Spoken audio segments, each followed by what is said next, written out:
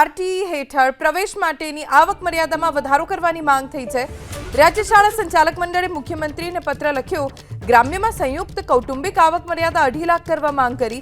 શહેરમાં સંયુક્ત કૌટુંબિક આવક મર્યાદા 3 લાખ કરવા માટે માંગ કરવામાં આવી। હાલમાં ગ્રામ્ય વિસ્તારમાં 1,20,000 ની આવક મર્યાદા છે અને શહેરી વિસ્તારમાં 1,50,000 ની આવક મર્યાદા છે।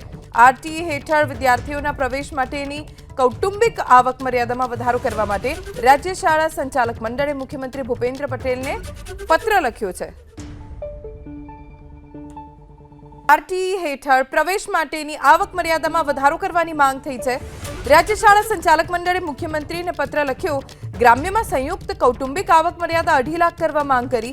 શહેરમાં સંયુક્ત કૌટુંબિક આવક મર્યાદા 3 લાખ કરવા માટે માંગ કરવામાં આવી। હાલમાં ગ્રામ્ય વિસ્તારમાં 1,20,000 ની આવક મર્યાદા છે અને શહેરી વિસ્તારમાં 1,50,000 ની આવક મર્યાદા છે।